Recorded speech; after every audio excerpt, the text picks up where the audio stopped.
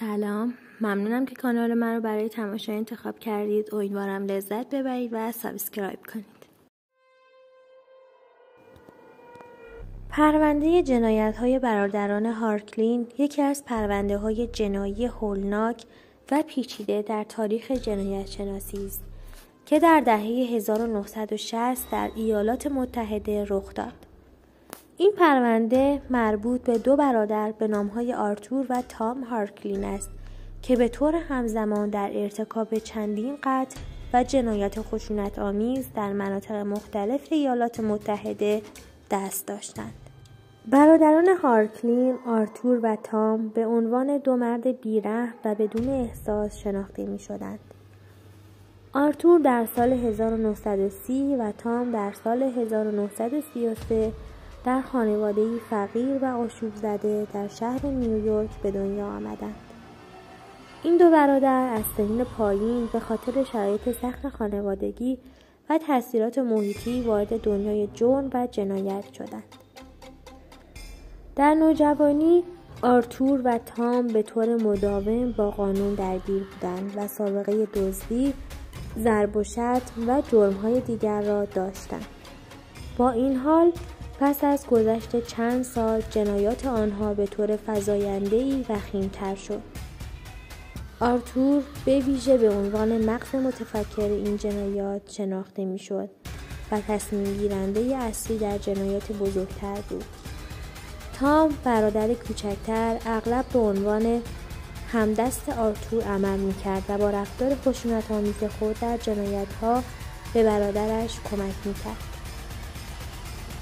برادران هارکلین از اواسط دهه 1950 جنایات خود را آغاز کردند، اما نخستین قتل‌هایی که آنها را به عنوان برادران قاتل شناخته شدند در اوایل دهه 1960 رخ داد. آرتور و تام از یک سری جنایات کوچک شروع کردند، اما به سرعت دست به دزدی‌های مسلحانه، گروگانگیری و قتل‌های بیرحمانه زدند. آرتور و تام هارکلین از روش‌های مختلفی برای ارتکاب قتل استفاده می‌کردند. آنها اغلب قربانیان خود را انتخاب می‌کردند و پس از دستگیری آنها برای پوشش جرم‌هایشان قربانیان را به طرز وحشیانه‌ای می‌کشتند. قتل‌ها معمولاً شامل شلیک‌های بیرحمانه به سر یا ضربات شدید به بدن با چاقو یا سایر ابزارهای تیز بودند. در طول سالهای 1963 تا 1964 برادران هارکلین در ایالت‌های مختلف آمریکا دست به یک سری قتل‌های وحشیانه زدند. این جنایت‌ها نه تنها بیرحمانه بودند، بلکه اغلب در مکان‌های عمومی یا نزدیک به مناطق شلوغ و پر رفت و آمد رخ می‌دادند، به طوری که مردم در بسیاری از مناطق آمریکا احساس می‌کردند که در معرض خطر جدی قرار دارند.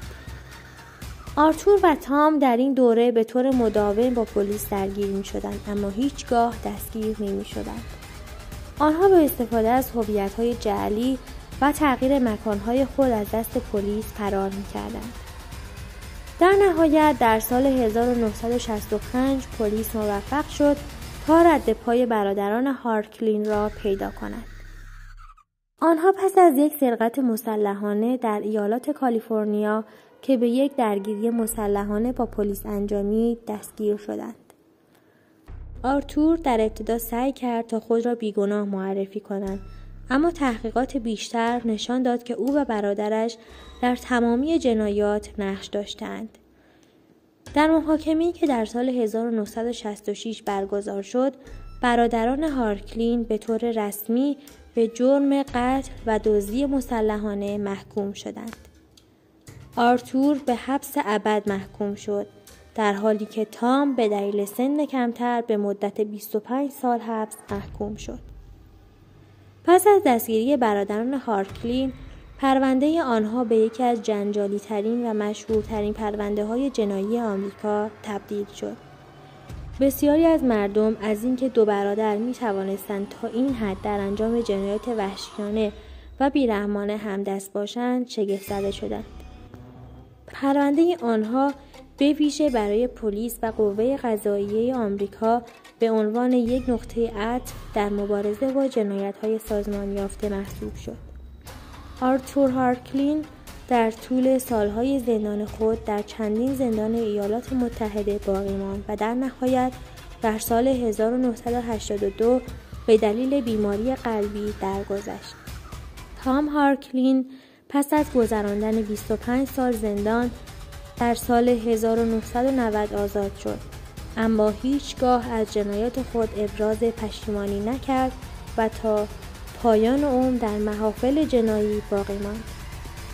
پرونده جنایت‌های برادران هارکلین هنوز هم در تاریخ جنایی آمریکا یک پرونده برجسته است. جنایات وحشیانه آنها و بیرحمی که در ارتکاب قتل‌ها به کار بردند موجب شد تا تحقیقات جدیدی در زمینه روانشناسی جنایی و تحلیل شخصیت‌های جنایتکار آغاز شود. این پرونده همچنین باعث شد که بسیاری از مقامات پلیس و متخصصان جنایی به طور جدی‌تر به موضوع جنایت‌های خانوادگی و تأثیرات محیطی و خانوادگی بر رفتار افراد توجه کنند.